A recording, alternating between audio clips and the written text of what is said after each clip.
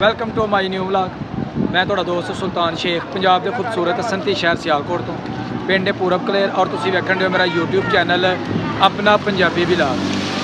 ਮੈਂ ਜੇ ਖੜਾ ਵਾਂ ਬੜਿਆਣੇ ਹੈਦਰੀ ਚੌਂਕ ਦੇ ਵਿੱਚ, ਤੇ ਮੇਰੇ ਪਿੱਛੇ ਤੁਸੀਂ ਸੂਰਤ ਹਾਲ ਵੇਖ ਸਕਦੇ ਹੋ ਕਿ ਕਿਸ ਕਦਰ ਪਾਣੀ ਜਿਹੜਾ ਉਹ ਠੱਲਾ ਮਾਰਨ ਲਿਆ। ਸਾਡੇ ਇਰਦ ਗਿਰਦ ਜਿੰਨੇ ਵੀ ਸ਼ਹਿਰ ਨੇ, ਸਿਆਲਕੋਟ, ਜ਼ਫਰਵਾਲ, ਸ਼ਕਰਗੜ੍ਹ, ਪਸਰੂਰ, ਸੰਭੜਿਆਲ, ਡਸਕਾ, ਸਾਰੇ ਇਸ ਵੇਲੇ ਸਲਾਬ ਦੀ ਸੂਰਤ ਹਾਲ ਦੇ ਨਾਲ ਨਬਰ ਅਜ਼ਮਾਨ है। तो पानी इस कदर ज़्यादा वे कि रोड जोड़े ने बिल्कुल ब्लॉक हो चुके हैं, ट्रैफिक का निज़ाम बिल्कुल धर्म भरम हो चुके हैं, और पानी जोड़ा वे वो तकरीबन 4-5 फुट जोड़ा वे इस वेले और रेला गुजरन दिया इतों की। तो तुहानूं दिखाने अगे जाके सूरत हाल कि पानी की इस वेले सूरत हाल किस तरह की है और लोग किन्ने परेशान ने, मार्केटां दी रोडां दी की सूरत हाल है। तो चलने जी असी अगली तरफ।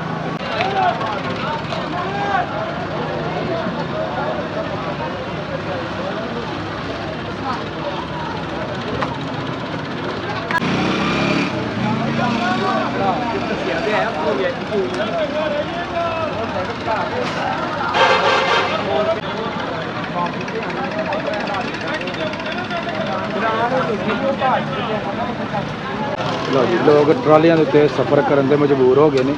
पानी की सूरत हाल इस कदर जी है वो तेज़ हो गई है, ना ट्रैफिक अगे जा रही है ना पिछे नहीं जा रही है।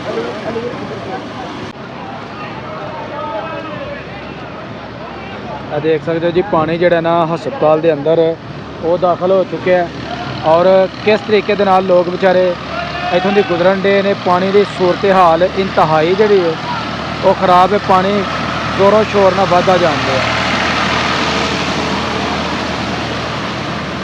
यह देखो जी किस तरह लोग गुजरन डे ने, सैलाब की सूरत हाल देख सकते हो। शहरी किस तरीके दे नाल इतों की गुजरन डे ने।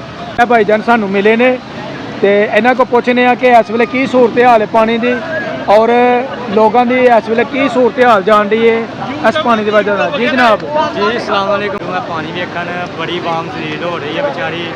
ट्रालियां ट्रैक्टर वाले जिहड़े वे कई पैसे लैंदे पे वे, कई सबीलिल्लाह भाजी पार करा रहे हैं माशाल्लाह। जिहड़े सबीलिल्लाह पार करा रहे हैं माशाल्लाह बड़ा अच्छा काम है, बड़ा चंगा काम करन दे। वाम जलील हो रही है बेचारी।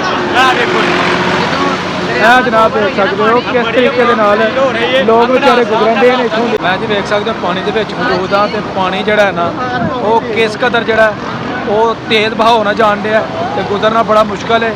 लोग ट्रालियां की मदद के नाल आर पार जिहड़े ने वो जा रहे हैं। इस तरह भी जनाब लोगों को लैके जाया जा रहा, तो पिछले जन भी जिहड़ा ना लोग ट्रालियां की मदद के नाल आ जा रहे हैं। तो जी देख सकते हो मौसम की भी सूरत हाल, बारिश भी हो रही है, और बड़ियाने दे विच पानी जिहड़ा वे वो पुलों नूं क्रॉस करते हुए सड़कों के उपरों की गुजरन डे। लोग इस पानी दे विच इंजॉय भी करन डे ने। ते उस तो बाद जनाब जिहड़े इस तरफ दुकान वाले ने यह बड़े परेशान ने कि दुकानों के अंदर अगर मार्केटों के अंदर पानी दाखिल हो गया तो उन्हों का बेड़ा गर्क हो जाएगा। तो लोगों अगे साड़ी गुजारिश है कि लोग जिहड़े ने दूसरों वास्ते आसानियां पैदा करन, दूसरों वास्ते सहूलतां पैदा करन। इस मुश्किल के मौके उत्ते सानू किसी का नजायज़ फायदा नहीं उठाना चाहिए।